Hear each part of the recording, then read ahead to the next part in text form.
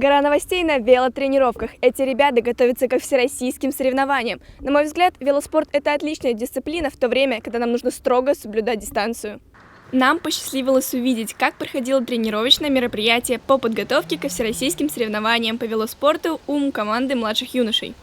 Каждый день тренировки включают обязательный заезд на 50 километров, а также необходимую зарядку, растяжку и занятия со станком. На следующий год они перейдут в группу юношей, и им нужно будет проезжать аж 80 километров.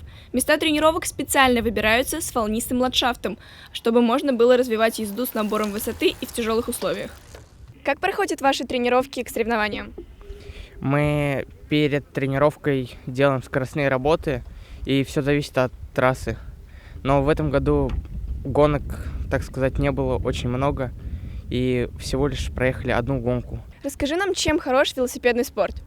Он полезен для здоровья, он укрепляет твои мышцы, и, как сказать, я вам всем советую попробовать даже прокатиться на велосипеде. Велосипедисты готовятся к многодневным соревнованиям. Многодневка – это велогонка, состоящая из этапов продолжительностью от нескольких дней до более чем недели. На многодневке разыгрываются победы в общем зачете и на отдельных этапах. В отличие от однодневных соревнований, гонщики должны распределить свои силы на все этапы. Во время тренировок каждый едет самостоятельно. Если один из участников упал или сломал велосипед, другие не могут остановиться и помочь. Они должны продолжать. Ведь сзади их сопровождает специальная машина, предназначенная для помощи в подобных ситуациях. Чем обычно тренировки отличаются от тренировок к соревнованиям? На обычных тренировках мы едем более умеренно, равномернее, а когда готовимся к соревнованиям, мы проводим больше скоростных тренировок. Чем командный велозабег отличается от индивидуального? В командном велозабеге стартуют группами, допустим, от 2005 до 2006 года. Стартуете, получается, всей группой и едете километраж больше. А на индивидуальной гонке старт происходит по раздельности, и километраж там значительно меньше. Какая гонка проще? Проще гонка для кого как, но для меня групповая гонка проще. Почему? Потому что там можно сидеть в пачке, тебя закрывает от ветра.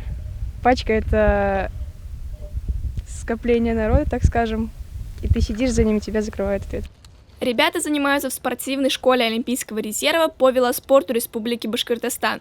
Точного графика проведения всероссийских соревнований на данный момент нет, так что они тренируются, не теряют форму в ожидании информации о дате.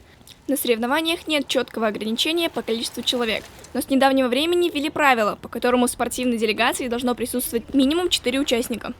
Пожелаем спортсменам золотых медалей на соревнованиях. Надеюсь, они придут в штатном режиме. А пока тренировки и еще раз тренировки. К счастью, погода позволяет. Эля Власенко, Руслан Бикбаев. Специально для Горы новостей.